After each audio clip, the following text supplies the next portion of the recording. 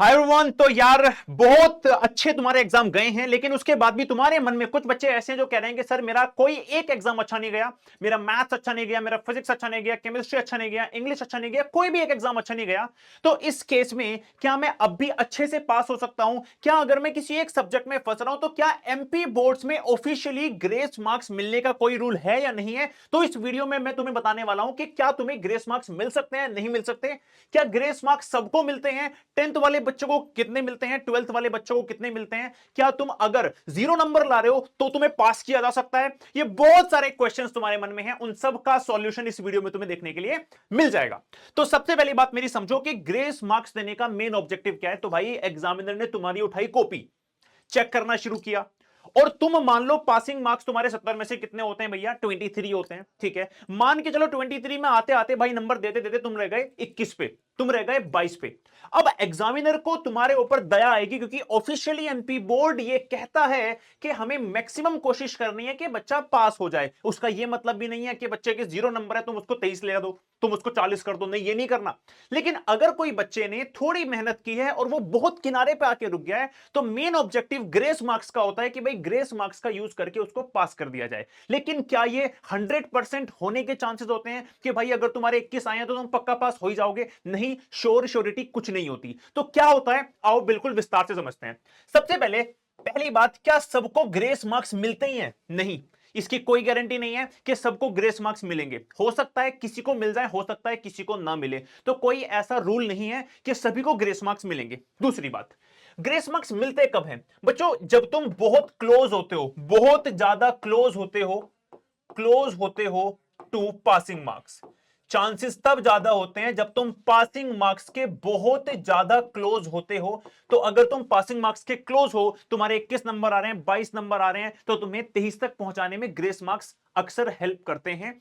और बिल्कुल, लेकिन अगेन 100% श्योरिटी नहीं होती है कि सबके सब बच्चों को ग्रेस मार्क्स मिलते ही हैं। ये एग्जामिनर के ऊपर डिपेंड करता है कि वो ग्रेस मार्क्स देना चाहता है या नहीं देना चाहता। ठीक है, चलिए जी, तो पहली बात हो गई हमारी क्लियर। दूसरी बात, ऑफिशियली एमपी बोर्ड क्या कहता है ग्रेस मार्क्स के लिए? तो ऑफिशियली एमपी बोर्ड ये कहता है कि बिल्कुल सही बात है, ग्रेस मार्क्स दे देनी चाहिए अगर कोई बच्चे को हम पास कर सकें।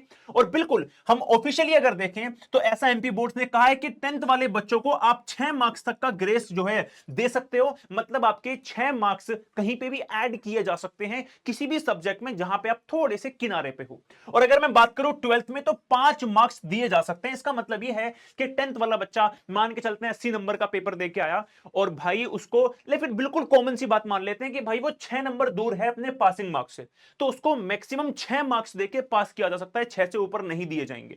सेम अगर 12th वाले की बात करूं तो उसको मैक्सिमम 5 मार्क्स देके पास किया जा सकता है, उससे ऊपर नहीं दिए जाएंगे। चलिए सर ठीक है।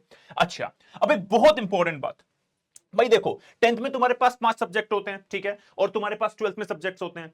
ध्यान रखना, कभी भी लैंग्वेज मार्क्स में जो तुम्हारे लैंग्वेज लैंग्वेज सब्जेक्ट जो होते हैं तुम्हारे, इनमें कभी भी ग्रेस मार्क्स नहीं दिया जाता। ग्रेस मार्क्स होता है तुम्हारे मेन सब्जेक्ट्स के लिए, साइंस के लिए, मैथ्स के लिए, ठीक है, फिजिक्स के लिए, केमिस्ट्री के लिए, बायोलॉजी के लिए, मैथमेटिक्स के लिए।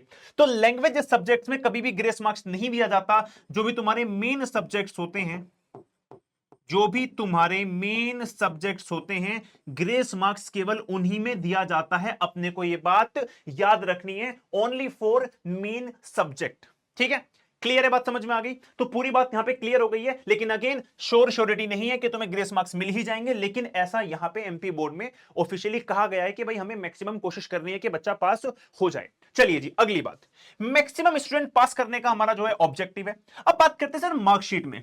मान लो मैं तो अच्छा बच्चा हूं, किसी कारण से उस दिन मुझे बुखार हो गया था और मेरा पेपर खराब चला गया।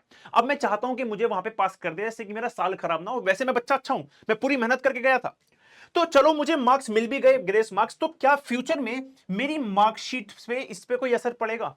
है ना, क्या मेरी मार्कशीट पे कोई असर पड़ेगा इन ग्रेस मार्क्स का? आंसर है हाँ। तुम्हारी मार्कशीट में मान के चलो तुम्हें फिजिक्स में ग्रेस मार्क्स मिले हैं, तो लिखा होगा कि भाई जितने तुम्हारे मार्क्स आए, मान लो 28 मार्क्स आए हैं तुम्हारे ग्रेस मिलने के बाद, लेट सपोज तुम्हारे बन रहे थे 22, तुम्हें पास करने के लिए 5 मार्क्स दे दिए गए, तुम्हारे बन गए 27।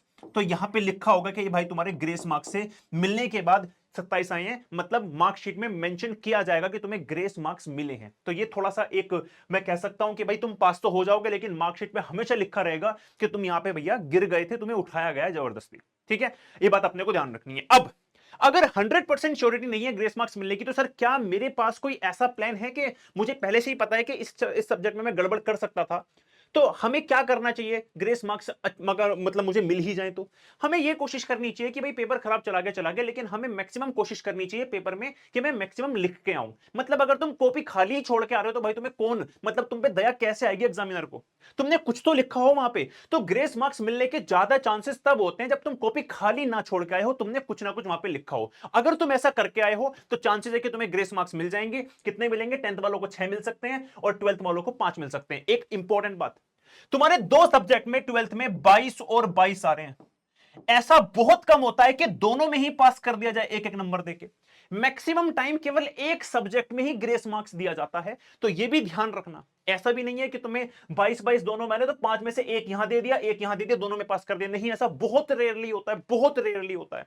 तो ये सारी इंफॉर्मेशन थी ग्रेस मार्क्स को लेके, टेंशन लेने की जरूरत नहीं है। ठीक है, होप फॉर द बेस्ट। अगर तुमने गलती से भी किसी सब्जेक्ट में थोड़ा सा गड़बड़ कर दी है तो ग्रेस मार्क्स मिलने के चांसेस हैं, तो चिंता मत करो, सब बहुत बढ़िया है। Bye everyone, bye.